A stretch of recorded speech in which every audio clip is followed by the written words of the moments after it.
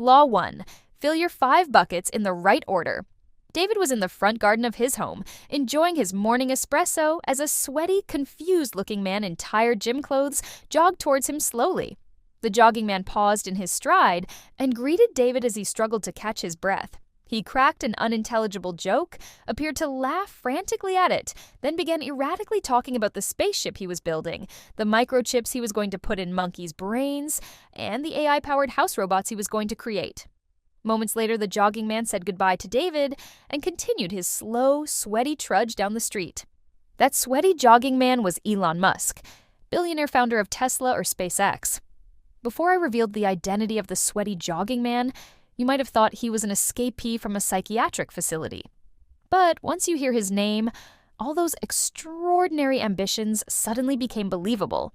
So believable that people often invest billions, quit jobs, and pre-order his products based on his vision alone. This is because Elon has filled his 5 buckets: knowledge, skills, network, resources, and reputation. The first law emphasizes the importance of filling these buckets in the correct sequence, starting with knowledge and skills, as they form the foundation for long-term success. Skipping the initial buckets for immediate gains in resources or reputation can lead to instability. Without a solid foundation of knowledge and skills, the resources you acquire might be mismanaged, and the reputation you build could be undermined by a lack of competence. Law 2. To master it, you must create an obligation to teach it. At 14, Stephen was tasked with giving closing remarks at his school's awards evening, but was paralyzed by stage fright, unable to deliver his speech and fleeing the stage in panic. Determined to overcome his fear, he made a promise at 21 to post a tweet or video with a single idea every day at 8 p.m. This daily commitment to share knowledge online proved transformative, drastically changing his trajectory and honing his skills. Over the next decade, Stephen evolved from a terrified teenager into a confident global speaker. He headlined events alongside figures like Barack Obama and spoke at sold-out arenas from Barcelona to Milan. Second law asserts that mastering any skill or topic requires creating an obligation to teach it. This approach, used by many renowned thinkers, emphasizes that teaching enforces deeper understanding and skill refinement. The principle of skin in the game is vital here. Having something to lose increases motivation and learning effectiveness. This idea is exemplified in the Feynman technique: thoroughly learning a topic, simplifying it, and teaching it. Publicly committing to share knowledge drives mastery by ensuring a deep grasp and effective communication of ideas. Creating a consistent obligation to teach, whether through writing, speaking, or other public means, leads to mastery. Public commitment not only accelerates learning, but also enhances skills and understanding. Law 3. You must never disagree. In Stephen's childhood, he witnessed his mother's prolonged, unproductive shouting matches with his father, who often retreated or ignored her. This pattern influenced Stephen's approach to conflict. Years later, during a heated argument with his girlfriend, Stephen attempted to counter her points with, "I disagree," which only intensified her anger and led to a prolonged, futile argument. The relationship ended, illustrating the pitfalls of this approach. Scientific research sheds light on effective communication. Tali Sharot's study revealed that people's brains become less receptive during disagreements. When participants agreed on valuations, their brains showed increased openness, while disagreements caused their brains to shut down. To improve communication, Sharot advises avoiding direct disagreement. Start by emphasizing shared beliefs and mutual understanding, which keeps the other person's brain engaged and receptive to your perspective. Experts like Julian Treasure and Paul Brunson highlight that making others feel heard and understood is crucial for effective communication. Sharot's findings support the idea that people are more likely to change their minds when they feel understood. Law 3 recommends focusing on common ground to maintain productive discussions. By disagreeing less and understanding more, you build bridges of comprehension and foster meaningful connections. Law 4. You do not get to choose what you believe. In Stephen's teenage years, he struggled with self-doubt after a humiliating performance in a school play. He fervently wished to believe he was a capable actor, but deep-seated insecurity prevented this belief from taking root. Despite his desire to be confident, he found that he couldn't simply choose to believe in his own abilities. This scenario illuminates a critical truth about belief. You can't simply will yourself to believe something. Imagine a loved one's life being threatened by a terrorist demanding you believe they are Jesus Christ. The most you could do is feign belief. A survey revealed that while 85% of people think they can choose their beliefs, 98% admitted that they couldn't believe the terrorist was Jesus Christ. This stark contrast underscores that beliefs are not chosen, but formed based on evidence and experiences. Historical and societal shifts also demonstrate that beliefs evolve over time, often driven by new evidence and changing perspectives.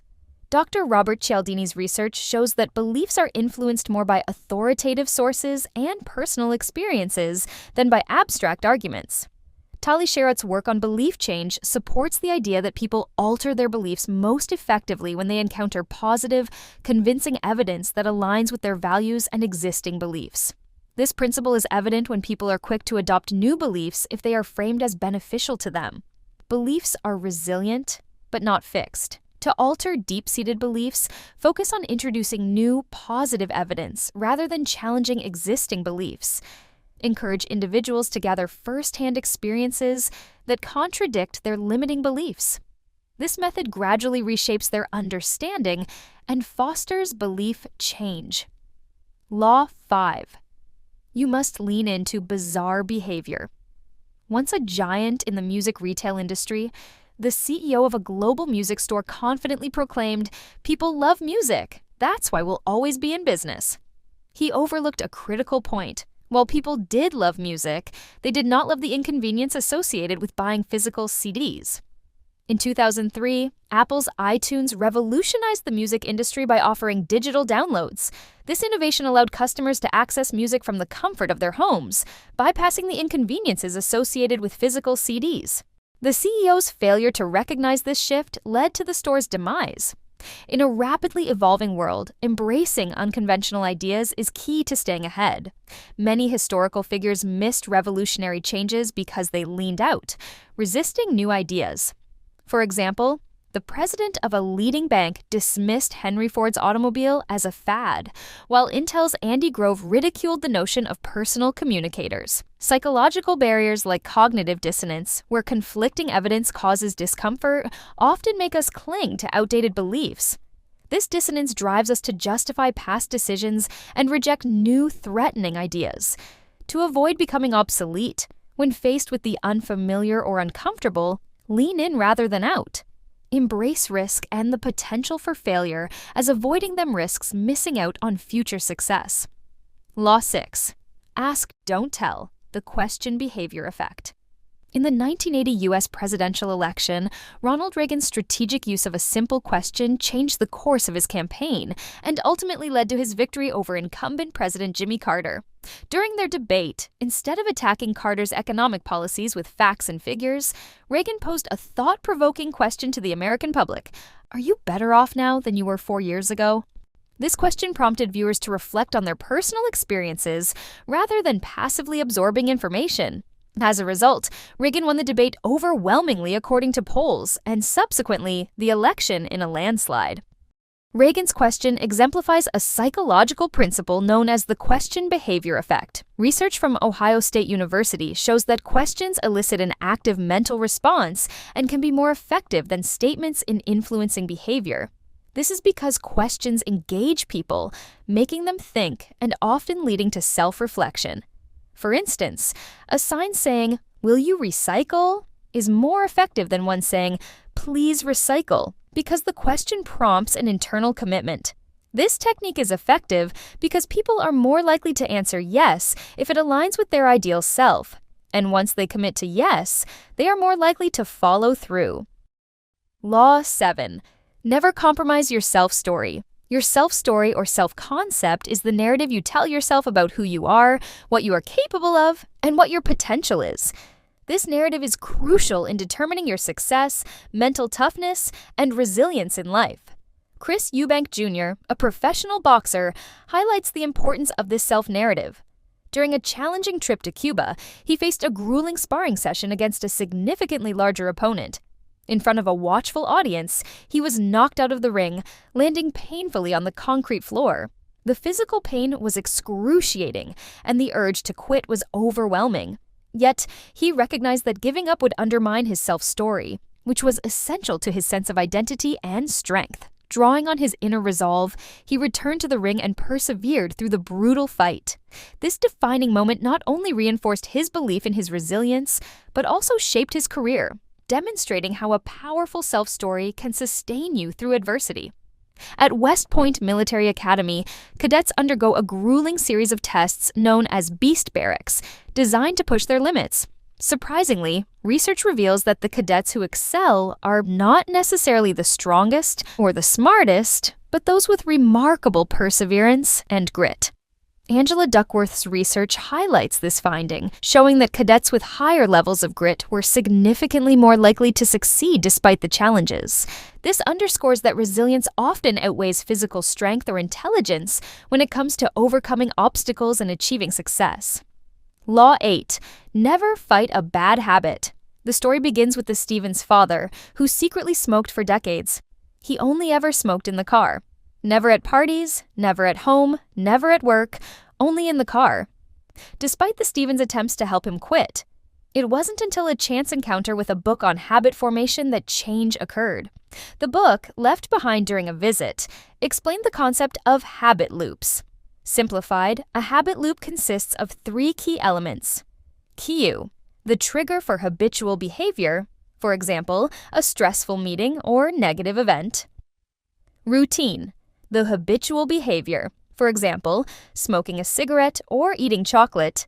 And reward, the result or impact on you of the habitual behavior, for example, a feeling of relief or happiness. Understanding this concept allowed the father to replace his cigarette habit with sucking on lollipops, disrupting the habit loop and leading to his successful quitting of smoking. Scientific research supports this approach, revealing why fighting habits is often counterproductive.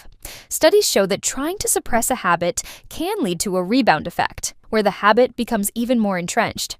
For instance, research found that people who tried not to think about eating ended up eating more, and smokers who focused on not thinking about smoking thought about it more frequently. To overcome a bad habit, don't fight it directly. Work with your habit loop by replacing the old habit with a positive new behavior. Law 9. Always prioritize your first foundation.